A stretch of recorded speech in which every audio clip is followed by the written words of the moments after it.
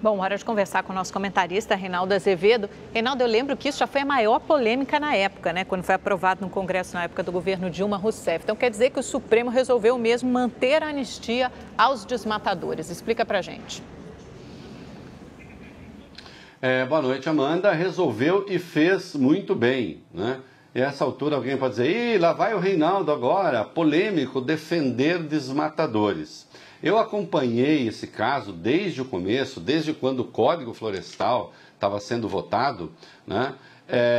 Veja só, o que se pretendia era uma punição aos chamados desmatadores com base em exigências da nova lei, que foram colocadas na nova lei do Código Florestal. Então não fazia o menor sentido. Mas o que é mais interessante aí, Amanda, é o seguinte: as grandes empresas, os grandes proprietários, né, as extensões territoriais enormes da agroindústria, essa gente não ia pagar nada. Sabe por que não ia? Porque já não desmatava, já estava de acordo com a legislação. Os verdadeiros punidos com o pagamento da multa seriam os pequenos agricultores. Então eu fico fascinado porque a forma como a imprensa está noticiando isso, de maneira geral, né, é que houve uma grande anistia para esses malvados desmatadores. Esses malvados desmatadores são pequenos agricultores que, se tivessem de pagar tal multa, poderiam ir à falência. Mas fez parte do acordo que essas pessoas tivessem de ir lá fazer uma espécie de inscrição, de termo de compromisso, dizendo, olha, a partir de agora eu não desmato mais. Isso foi uma maneira encontrada de preservar, insisto, pequenos produtores, que foram tornados ilegais pelo novo Código, né, Florestal. Então, não há o que se chama aí anistia para ruralistas, que, aliás, essa é uma outra tara que existe no Brasil, especialmente setores da esquerda, o ódio que se tem ao produtor rural no país, né? Eu fico estupefato com isso, porque há muitos anos a agroindústria salva o Brasil do desastre.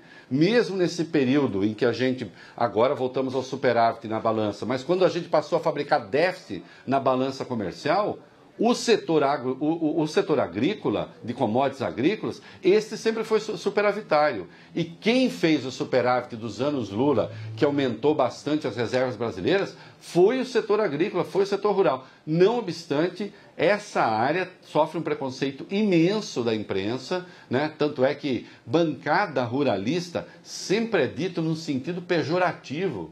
Né? Sempre que o governo concede uma linha de crédito ao setor rural, é tratado às pancadas. E pouco se vê, por exemplo, o que há de subsídio para a indústria. A indústria brasileira, que é deficitária, né? A balança, se a gente for pegar da manufatura brasileira, que é deficitária, essa vive recebendo incentivo, sob o pretexto de emprego, etc. Agora, o setor rural, esse, quando recebe algum incentivo, leva pancada. E no caso do desmatamento aí, o que se queria era punir essas pessoas, que eu insisto, são pequenos agricultores. E claro, eu não poderia deixar de registrar o voto de uma dupla em favor da punição, Edson Fachin e Roberto Barroso. Esses querem punir sempre todo mundo. Nem parece que Roberto Barroso é aquele que lutou tanto e saiu vitorioso para manter um terrorista no Brasil como Cesare Battisti, né? Falta um pouco de coerência a esse senhor que, de fato, como disse o ministro Gilmar Mendes, fala pelos cotovelos. Reinaldo, boa noite. Por que você diz que não se deve confundir polícia com escola? Boa noite, Boris. Porque aquele grupo 342, aquele grupo de artistas e pensadores e militantes que foi formado à época para tentar depor o presidente Michel Temer, resolveu continuar com o seu coletivo, como eles chamam. Aliás, o nome coletivo é muito bom porque vem lá do comunismo. Talvez essa gente ache que o comunismo não matou bastante, então eles, em homenagem ao comunismo, chamam o que fazem de coletivo. Esse coletivo 342 fez um vídeo absolutamente falso, absolutamente mistificador, cheio de inverdades sobre a intervenção federal no Rio. E a máxima da turma ali é o seguinte, que a maneira, Boris, de resolver o problema da violência é construir escolas, é acabar com a desigualdade social, etc.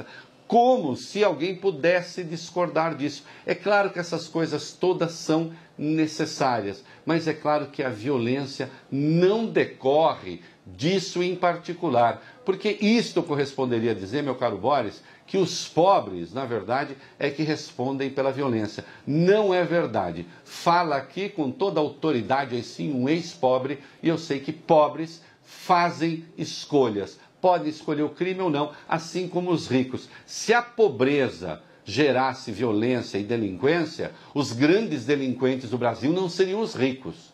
E se todo pobre fosse delinquente, o Brasil seria insuportável, né? Então a pobreza tem de ser combatida, a escola é necessária, mas não vamos confundir escola com polícia, são coisas distintas. A intervenção no Rio era absolutamente necessária.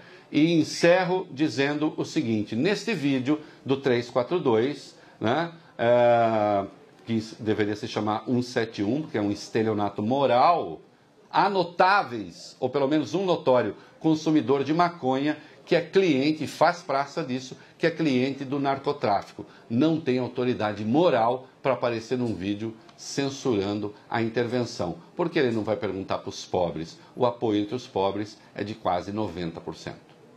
O ministro Jungmann já criticou esse pessoal ontem, né, Reinaldo? Que consome droga, mas depois reclama da violência. Obrigada, boa noite, até amanhã.